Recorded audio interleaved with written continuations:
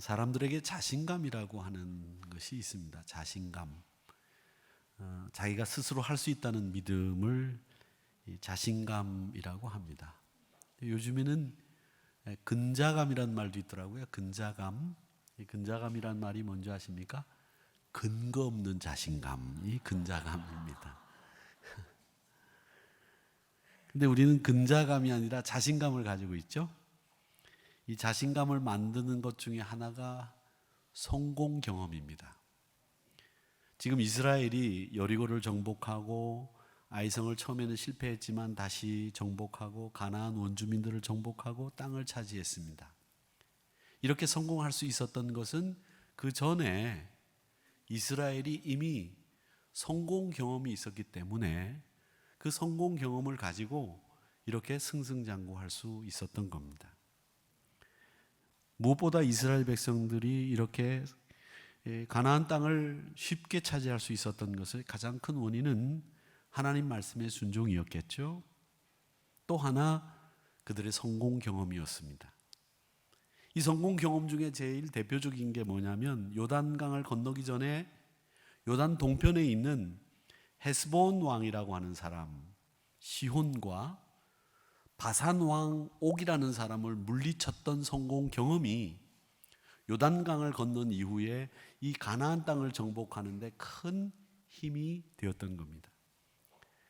이 헤스본이라고 하는 나라와 이 바산이라고 하는 나라는 지금 레바논쯤에 해당되는 땅인데 그 당시에는 굉장히 강한 나라였습니다.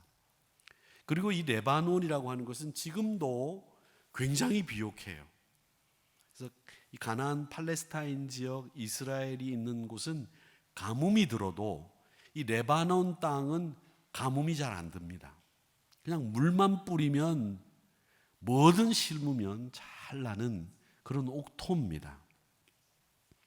이 로마도 이 레바논 땅을 굉장히 좋게 보았기 때문에 여기에 데카폴리스, 이 데카라는 말은 열이라는 뜻인데 데카폴리스라면 10개의 도시를 그곳에 만들었는데 그 중에 하나가 지금도 이 레바논, 요르단 요게 남아 있어요. 성경에는 이 데카폴리스를 번역을 뭐라고 해두었느냐면 데가볼리라고 번역이 되어 있습니다. 이 바산 왕과 헤스본 왕을 이겼던 이스라엘 백성들, 그 성공 경험이 요단강을 건넌 후에 아모리 족속들을 물리치고 가나안을 정복하는데 큰 힘이 됐다는 건데, 이스라엘 백성들도 자기가 어떻게 이 강한 나라를 이겼는지 잘 몰랐습니다. 그냥 믿음만 가지고 열심히 싸웠는데 결과는 엄청난 승리였습니다. 여기서부터 이스라엘은 자신감을 가지게 됐는데, 믿음만 가지고 말씀에 순종하면 얼마든지 가나안 땅 전체를 차지할 수 있겠다라는 생각을 하게 된 거죠. 사실 이스라엘 백성들이 무슨 전쟁 경험이 있는 거 아니지 않습니까? 그냥 노예 생활만 했습니다. 전쟁다운 전쟁 해본 적 없습니다.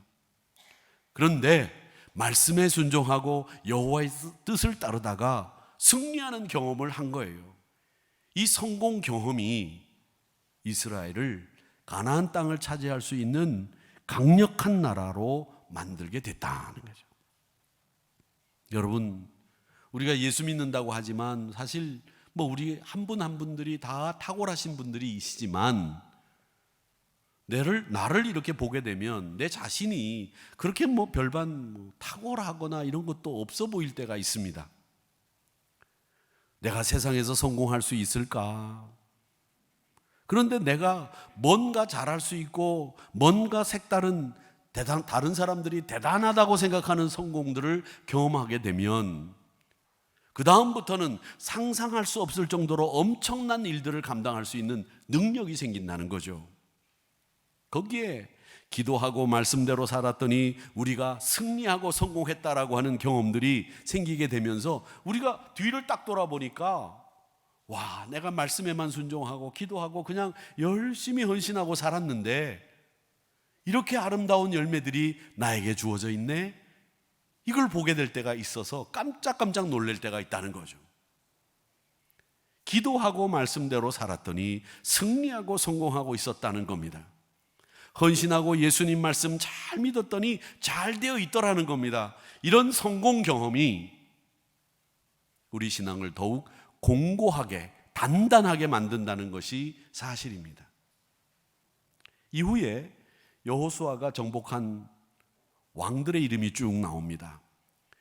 근데 이 여호수아가 정복한 왕들의 이름이 쭉 나오는데, 이 여호수아라는 분을 여호수아 강해를 시작하면서 제가 말씀드린 적이 있는데, 모세보다도 뭐 그렇게 월등한 사람이 아닙니다. 여호수아는 모세만한 사람이 없어요. 이 모세처럼 월등하고 탁월한 지도자가 없다는 거죠. 근데 그게 여호수아도 알았어요. 그걸 내가 모세, 우리 스승보다 월등하지 못하다. 근데 그 여호수아가 가나안을 정복하고 난 뒤에 하나님께서 모세와 자신을 통해서 이기게 하신 왕들의 이름을 쭉 적어봤습니다. 그랬더니 놀라운 결과가 나왔어요. 자신이 이긴 왕보다 모세가 훨씬 더 많아야 되는데, 자신이 이긴 왕이 모세보다도 월등히 많은 거예요. 여호수아는 그제서야 깨달았습니다. 아하, 내가 모세보다도 못한데도 불구하고 내가 더 많은 왕들을 이길 수 있었던 이유는 뭘까? 그 이유는 하나님이 함께 하셨다. 이것 말고는 설명이 안 되더라는 거죠.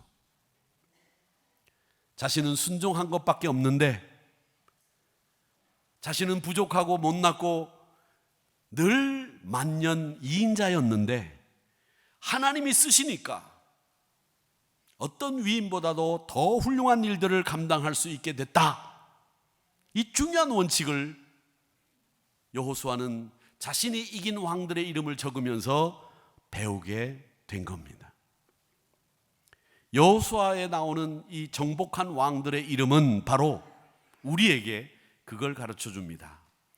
내 능력이 많고 적고 월등하고 탁월하고 또 열악하고 좀 열세고 부족하다고 할지라도 하나님의 말씀에 순종하면, 하나님의 뜻에 따르면 이렇게 크게 승리할 수 있다는 가장 중요한 교훈을 우리에게 주고 있다는 겁니다. 사랑하는 성도 여러분, 그래서 이 이름들을 읽으실 때에는 지루하게 외국 사람의 이름이고, 또 이스라엘 사람들, 또 그 중근동 사람들의 이름은 읽기도 힘든데, 그걸 읽으면서 나의 능력을 떠나서 하나님의 말씀에 순종하는 순간에 하나님은 나를 크게 쓰신다라고 하는 교훈을 여러분도 받으시는, 그리고 그 약속을 믿으시는 저와 여러분이 되시기를 축원합니다. 우리의 능력이 어디서 나옵니까? 하박국 3장 19절에서는 그렇게 얘기합니다. 주 여호와는 나의 힘이시라. 나의 발을 사슴과 같게 하사 나를 나의 높은 곳으로 다니게 하시리로다. 하나님께서 나의 힘이 되시고, 하나님께서 나의 발을 사슴과 같이 높은 곳을 다녀도 두려워하지 않게 안전하게 지켜주신다라는 하박국 선지자의 고백입니다. 여러분의 힘과 능력은 하나님께로부터 온다고 하는 이 사실을 꼭 기억하시는, 이 왕들의 이름을 읽으면서 여호수아의 고백을 들으시면서 승리하시기를 주님의 이름으로 축복합니다. 자, 이 전쟁에서 이기고 난 뒤에 이스라엘 백성들이 이제 그 땅을 완전히 정복을 하고 그 땅을 하나님 한 분만을 섬기는 나라로 만들어가면 되는데, 그게 잘 안 되는 거예요. 신앙에 있어서는 점점 후퇴를 하는 겁니다. 후퇴는 전쟁에서 이기기 위한 또 다른 방법 중에 하나입니다. 지금은 열세지만 나중을 기약하고 힘을 모아서 이길 수 있을 때까지 뒤로 물러섰다가 내가 힘을 비축한 다음에 이길 수 있는 상황이 되면 다시 공격하는, 이 전략 중에 하나예요. 후퇴가. 이스라엘 백성들이 가나안을 정복하고 군인들은 다 죽였는데 민간인들은 죽이지 않았습니다. 그렇다면 이스라엘에 남아있는 그 민간인들은 각 지파가 몰아내고 새로운 세상을 만들어야 되거든요. 그게 각 지파가 해야 될 일들이에요. 그런데 이스라엘 각 지파들은 여호수아가 가나안 땅에서 승리한 이후에도 오랜 기간 동안 가나안을 정복하지 못하고 있었습니다. 그게 1절에 나오는 말씀이에요. 13장 1절의 말씀 뭐라고 되어 있습니까? 이렇게 되어 있습니다. 여호수아가 나이가 많아 늙음에 여호와께서 그에게 이르시되 너는 나이가 많아 늙었고 얻을 땅이 매우 많이 남아있도다. 아직도 정복해야 될 땅이 많이 남아있다는 거예요. 다 정복하지 못했다는 거죠. 물리친 왕, 여호수아가 물리친 왕은 무려 31명이에요. 지금 가나안 땅에서 이스라엘을 군사적으로 힘으로 물리칠 수 있는 나라는 어디에도 없습니다. 그럼에도 불구하고 여호수아가 나이가 먹어 은퇴할 나이가 됐는데도 아직 얻을 땅이 많다는 말은 뭐냐? 원주민들이 땅을 뺏기지 않으려고 그 땅을 차지하고 있기 때문이기도 하지만 사람을 쫓아내려고 하는 하나님 나라를 만들려고 하는 열정이, 목적이 이스라엘 사람들에게는 사라진 거예요. 이 사람들이 살고 있는데 쫓아낸다고 하는 건요, 얼마나 어려운 일인지 모릅니다. 그래서 이 사람들이 자기 땅 아니더라도 거기에 살고 있으면 몇 년이 되면 이 지상권이라고 하는 권리가 생겨가지고 그 땅 주인이 그 사람들을 내보내려고 하면 돈을 줘서 내보내야 돼요. 그런 것 때문에 지금 구룡마을이 개발이 제대로 안 되는 거고, 그런 것 때문에 지금 이렇게 칸막이가 돼 있고 막 꽃이 막 피어 있는 간판이 그려져 있는 땅들은 다 그런 땅이에요. 제가 잘 압니다. 그런 분들은 말이죠, 어떤 분들이냐면 주소만 거기다 놓고 아파트에서 뜨거운 물 나오는 데서 살다가 구청 직원들이 오면 거기서 사는 것처럼 하고 공동수도 쓰는 것처럼 하고 텔레비전 카메라가 들어오면 거기서 말이죠 아주 고생하면서 살고 있다고 그렇게 연출을 하죠. 혹시 그런 데서 사시다가 오셔가지고 여기 앉아 계신 분 계시면 죄송합니다만은 그거 그렇게 하지 마세요. 거기 사시는 분들이 아니고, 가보면 이 주소지에 보면 10평대는 땅에 거기에 막 7명, 8명이 살아요. 근데 살 수도 없거든요. 다 아파트에 살면서 거기 이름만 걸어놓고 나중에 보상 나오면 보상 받으려고. 뭐 하는 겁니까? 예수 믿는 사람들은 그렇게 하면 안 돼요. 이런 사람들은 낮에 구청 직원들이 오면 막 쫓겨나갔다가 저녁에 구청 직원들 안 오면 다시 와서 그냥 집 짓고 텐트 치고 거기 살면서 끝까지 그냥 버티는 거죠. 원주민들이 아마 그랬을 거예요. 그게 원인도 되겠지만 그보다도 더 큰 원인이 있었습니다. 그게 뭐냐? 이스라엘 백성들의 마음속에 이미 하나님에 대한 열정, 하나님을 경외하며 사는 나라를 만들겠다고 하는 열정과 집념, 그 목표가 사라져버린 거예요. 그러니까 원주민들을 몰아내야 되겠다고 하는 생각이 점점 더 바래지고 있었다는 말이죠. 집도 지어야 되고 땅도 개간해야 됩니다. 원주민들을 쫓아내지 않고도 잘 살 수 있는데 뭐 그 사람들하고 얼굴을 붉히면서 몰아내야 되느냐? 무리해서 그 일을 할 필요가 있느냐? 그러다가 그 사람들의 영향을 받으면서 이스라엘이 가지고 있던 신앙마저도 잃어버리게 되는 비극이 생긴 거예요. 그러니까 여러분, 신앙생활할 때 여러분의 주변을 잘 정리하셔야 됩니다. 주변을 정리하지 못하면 이렇게 외부로부터, 옆으로부터 영향을 받아 여러분의 신앙이 퇴색이 되고 침체되는 원인이 될 수 있거든요. 지금 이스라엘이 이런 상황에 빠진 거예요. 또 하나는, 후퇴하게 된 결정적인 또 하나의 이유는 안정적인 생활을 추구하고 싶었던 그 마음입니다. 가나안 사람이 있어도 얼마든지 신앙생활 잘할 수 있거든요. 또 게다가 가나안 사람들은 농사를 잘 짓는 사람들이고 그 사람들이 가지고 있는 문화와 문명은 우리보다 월등하기 때문에 그거 받아들이면, 기술이 문명이 월등하니까 받아들이면 되는 겁니다. 그런데 그 안에 뭐가 있느냐? 우상 숭배의 정신이 깃들여져 있고 우상 숭배하는 그들의 모습이 담겨져 있다는 거죠. 그것 위에는 별로 문제될 것이 없다 생각을 하고 그걸 받아들였는데 결국은 거기에 물들고 말았다는 거예요. 원칙대로 처음처럼 일을 진행하면 되는데 자신의 목적을 잃어버리고 안정적인 생활을 추구하다가 우리의 원래 목적, 우리가 원래 가야 되는 그 방향을 놓쳐버린 거예요. 향방 없는 사람이 돼버린 거죠. 그래서 사도 바울은 고린도전서 9장 26절에서 이렇게 얘기합니다. 나는 다름질하기를 향방 없는 것 같이 아니하고 싸우기를 허공을 치는 것 같이 아니하며, 싸우기를 허공을 치는 것 같이 아니하며 이렇게 얘기하고, 다름질하기를 향방 없는 것 같이 아니하고, 뭘 해야 되는지, 어디로 가야 되는지 그 이유를 알고 살아야 된다는 겁니다. 교회도 마찬가지입니다. 사람 비유나 마치고 칭찬하지 않아도 될 일을 하나님의 영광을 가로채 가면서까지 칭찬 일색으로 운영되다가, 설교도 적당히 심리적인 위안을 찾는 설교, 인간적인 이야기 노련하게 섞어서 교회 분위기가 좋아지니까 교회가 부흥되는 것처럼 보입니다. 말씀대로 살고 말씀대로 순종하는 거, 고리타분하고 조금은 꽉 막혔다는 소리를 들어도 재미없는 교회처럼 보여도 어느 순간이 지나면 교인들의 마음이 하나가 되고 부흥의 불이 붙기 시작하면서 부흥의 맛을 맛보는 성공 경험을 하게 되고 기도 응답의 체험도 하게 되면서 신앙이 단단해지고 놀라운 헌신의 모습으로 변모되는 겁니다.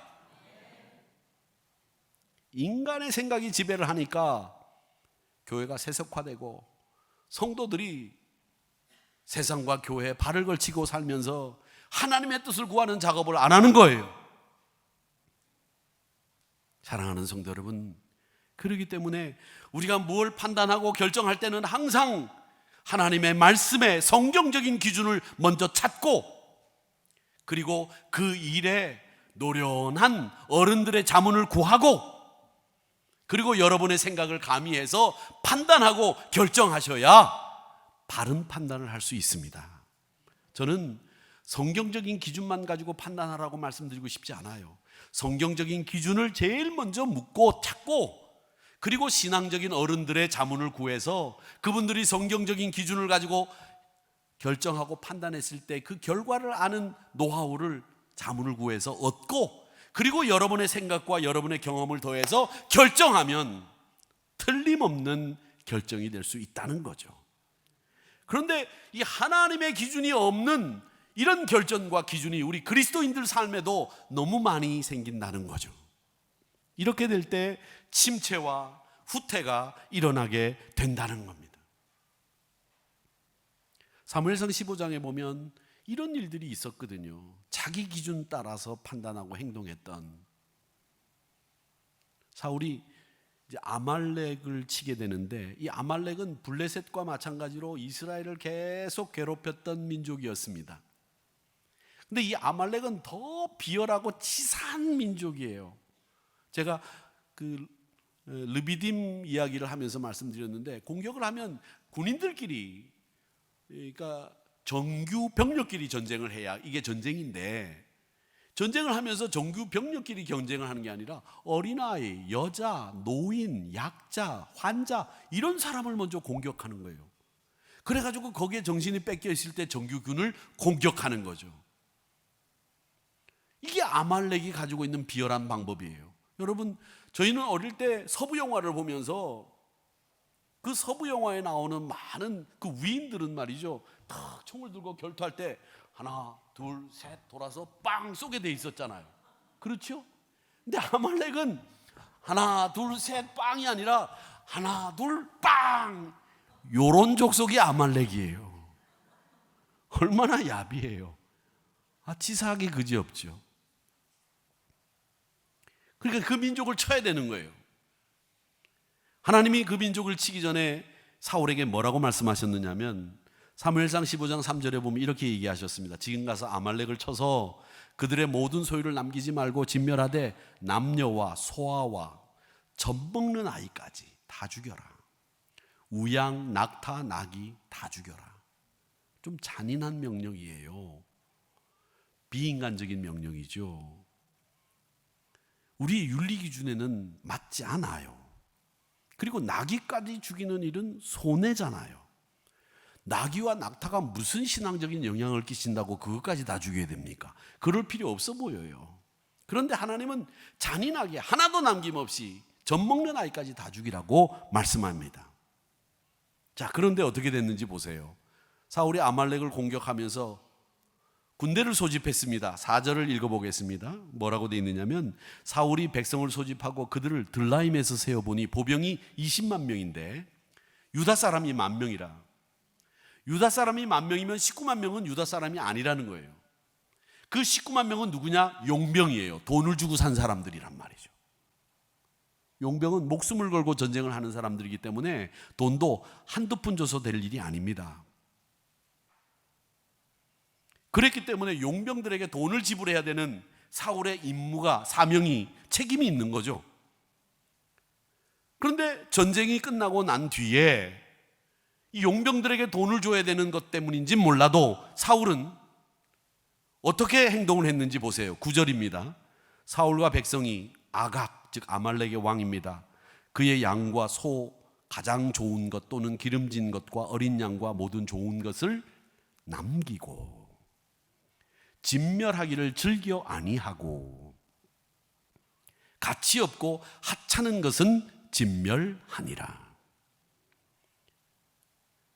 자기의 세속적인 판단으로 용병들에게 돈을 주어야 되기 때문에 가치 있는 것들은 진멸하지 않고 그걸로 썼을 거예요. 19만 명이나 되는 용병이 있었으니까. 그렇게 세속적인 가치 판단이 사울을 왕의 자리에서 내려오게 만든 거죠. 가나안 생활이라고 하는 게 단순히 젖과 꿀이 흐르는 살기 좋은 땅이라고 하는 이유 때문에 오라고 하셨습니까? 여기서 잘 살고 부자 되라고 가나안으로 인도한 거 아닙니다. 집도 없고요, 농사 지을 땅도 없는데 그 환경도 적응이 안 되는 그 낯설은 곳에서도 하나님의 말씀에 기초해서 다시 시작해서 하나님만 섬기는 하나님의 나라를 세우라고 부르신 거예요. 근데 만족하며 살기보다는 잘 살기만을 원한 거죠. 내 만족을 찾은 거예요. 사랑하는 성도 여러분, 여러분도 마찬가지입니다. 신앙생활 하시면서 내 만족만 구하지 마세요. 우리는 내 만족을 구하는 게 아니라 하나님의 만족을 구하며 사는 사람들 아닙니까? 하나님 만족 구하는 거 아니에요. 그런데 우리는 하나님의 만족을 생각하기보다는 내 만족을 먼저 생각하거든요. 내가 어떻게 하면 기쁠까? 내가 어떻게 하면 행복할까? 그 만족의 대상이 내가 돼버려 있어요. 말씀 따르는 거 고집스럽고 고루하고 지루하고 하나님 만족시키는 거, 하나님 만족시켜드리는 거 그게 쉽지 않고, 그러니까 그저 나만 만족하며 살면 되겠다 이렇게 생각하면서 산다는 거죠. 그러니까 이 사람들 뭐 어울려 살아도 되겠지 이렇게 생각하면서 그들과 어울려 살면서 신앙이 점점 침체로 뒤로 물러가게 됐다는 거예요. 8절을 마지막으로 한번 읽어보겠습니다. 13장 8절의 말씀에 보면 우리 같이 한번 읽어볼까요, 여러분? 므낫세 반지파와 함께 르우벤 족속과 갓 족속은 요단 저편 동쪽에서 그들의 기업을 모세에게 받았는데 여호와의 종 모세가 그들에게 준 것은 이러하니. 이러면서 요단 동편의 땅들의 이름이 쭉 나와요. 요단 동편은 요단강을 중심으로 여러분이 보실 때 동편은 이쪽이고 서쪽은 이쪽이에요. 이스라엘 백성들에게 하나님이 약속하신 땅은 요단 서편입니다. 가나안 땅을 건너가 들어가는 땅. 제가 아까 말씀드렸지만 이 요단 동편은 레바논과 지금 요르단이 있는 땅인데 비옥하기 그지없어요. 땅이 물만 뿌리면 아무거나 심어도 막 쭉쭉 자라는 땅입니다. 워낙 비옥하다 보니까 아까 말씀드린 것처럼 로마가 데가볼리 10개 도시를 세우는 가운데 그 중에 하나가 거기에 서 있습니다. 그러니까 여기는 가뭄도 안 들어요. 그러니까 아브라함과 이삭이 기근이 들었을 때 애굽으로 내려가거나 아니면 요단 동편으로 갔습니다. 왜? 거긴 기근이 없기 때문에. 그러니까 이 땅을 성경에 기록해둔 이유가 뭐냐? 르우벤 지파와 갓 지파와 므낫세 2분의 1 지파가 남았던 이유가 뭐냐 하는 거죠. 워낙 비옥하기 때문에. 그런데 사실은 하나님이 약속하신 땅은 요단 서편입니다. 하나님의 약속이 있는 땅이고 하나님의 축복이 있는 땅이고 하나님이 주시마 약속해 주신 하나님의 나라를 세울 곳은 요단 서편이에요. 그런데 이 요단 동편을 왜 이렇게 기록해두고 그 땅 이름을 적어 두었느냐라고 하는 거죠. 그건 뭐냐? 이스라엘 백성들이 이 땅이 비옥하다라고 하는 이유 때문에 뺏기기를 싫어하고 이 땅에 대한 애착이 점점 더 커져갔다는 얘기예요. 이게 우리의 문제이기도 합니다. 이 땅을 향한 애착이 점점 많아져 가는 가운데 하나님을 경외하고 예배를 사모하고 헌신하고 충성해야 되는 이 열정이, 이 애착이 점점 줄어들어가고 있다는 거죠. 이게 우리의 문제라는 거예요. 내가 애착을 가지고 살아야 될 것이 무엇인지를 잘 모르는 거예요. 요단 동편은 애착을 가지고 있어야 될 땅이 아니고 하나님의 약속의 땅이 아닙니다. 그런데 거기가 비옥하거든요. 잃어버리고 싶지 않거든요. 우리는 달려가야 될 길이 있고 싸워야 될 싸움이 있는 사람들입니다. 요단 동편에 애착을 가지고 집착하다가 신앙 잃어버리지 말아야 됩니다.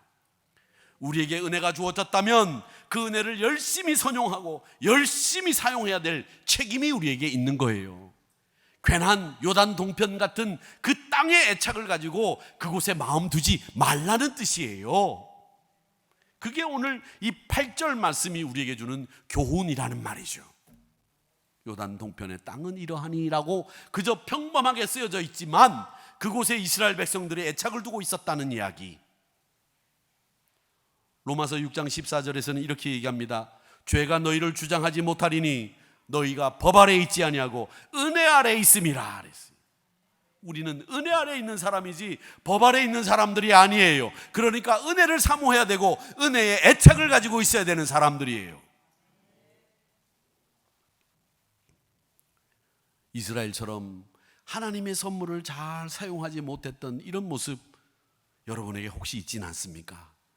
하나님이 주신 은혜를 잘 선용하시기를 축원합니다. 은혜를 은혜답게 만드시기를 축원합니다. 단지파 이야기만 하고 끝내겠습니다. 단지파는 블레셋 사람들이 사는 땅을 분배받았거든요. 근데 이 블레셋 사람들이 워낙 강하니까 단지파가 어떻게 했는지 아십니까? 그 사람들을 물리친 게 아니라 워낙 강하니까 그 사람들이 없는 곳으로 피해가지고 그곳에 가서 살았어요. 그래서 지금 팔레스타인 블레셋 사람들이 아직도 그 자리에 남아서 이스라엘의 후손들에게 계속 전쟁을 일으키는 원인이 되고 말았던 거예요. 내가 해야 될 일을 내가 하지 않으니까 후손들에게 계속 부담을 주는 일이 된 거죠. 어디나 마찬가지입니다. 여러분이 해야 될 일은 여러분이 해야 되는 거예요. 우리 부모님들은요, 어떻게 사셨는고 하면 우리는 지금 이렇게 살아도 내가 허리띠를 졸라매고 내 자식만큼은 잘 살게 만들어야 되겠다, 이렇게 사셨어요. 그럼 우리도 그렇게 살아야죠. 그런데 우리는 어떻게 하느냐? 나만 잘 먹고 잘 살면 된다. 내 자식만 잘 먹고 잘 살면 된다. 남의 자식이 어떻든 말든. 이런 생각들이 우리 가운데 팽배해 있으면 대한민국 망하는 거예요. 우리 부모님들이 가지고 있었던 그 생각, 저는 지금도 그런 생각들이 참 바르고 올바르다고 생각합니다. 선생님 만나면 우리 아이 많이 때려주세요. 나는 이렇게 살아도 허리띠를 졸라매면서 내 자식만큼은 이렇게 살지 않게 하겠다. 이런 것들이 우리 부모님이 우리에게 물려준 좋은 정신적인 교훈 아닙니까? 단지파가 블레셋을 물리치지 못하고 결국 그렇게 후손들에게 부담이 되었던 일 기억하시면서 여러분 받은 은혜 선용하시고 받은 은혜 잘 활용하실 책임이 있다는 거 기억하시고 그렇게 감당하셔서 많은 열매 거두시는 부흥과 발전의 성도님들이 되시기를 주님의 이름으로 축원합니다.